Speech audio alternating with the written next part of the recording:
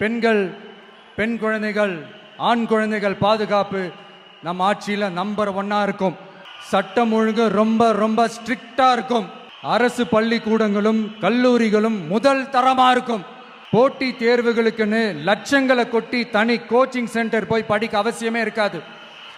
ஏன்னா government school, college சிலபஸே போட்டி தேர்வுகளை ஈஸியா சந்திக்கிற வகையில் அந்த ஸ்டாண்டர்டுக்கு ஏத்த மாதிரி அமைக்கப்படும்.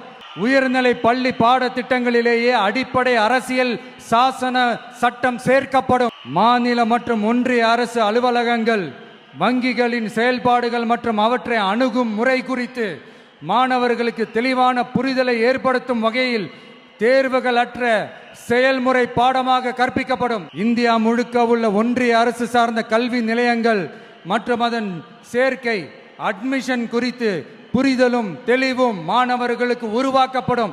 அனைத்து அரசு பள்ளிகளிலும் பெண் குழந்தைகளுக்கு சுத்தமான, சுகாதாரமான மற்றும் தரமான கதவுகள் பொருத்தப்பட்ட ரெஸ்ட் ரூம்கள் அமைப்பது உறுதி செய்யப்படும். போதைப் பொருட்கள் இல்லாத தமிழகம் உருவாக்கப்படும். மாவட்ட கலெக்டர்கள் மற்றும் எஸ்பிக்களில் சரி பாதி பெண்களாக இருக்கும்படி செய்வோம். மலை கிராமங்களில் அரசு ஆரம்ப சுகாதார நிலையங்கள் பிரசவம் பார்க்கும் வசதியுடன் அமைக்கப்படும். பஸ் போக்குவரத்து இல்லாத கிராமங்கள் மற்றும் மலை கிராமங்களே இல்லை என்ற நிலை உருவாக்கப்படும்.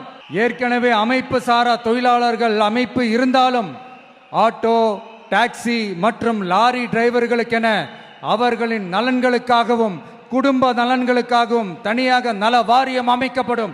தென் தமிழகம் உட்பட தமிழகத்தின் தேவையான பகுதிகளில் தொழிற்சாலைகள் அமைக்கவும் தொழில் வளம் பெருக்கவும் தனி கவனம் செலுத்தப்படும். விவசாயிகள், மீனவர்கள் மற்றும் நெசவாளர்களின் கருத்துக்களை அறிந்து அவர்களுக்கான திட்டங்கள் காலத்தின் தேவைக்கேற்ப உருவாக்கப்படும்.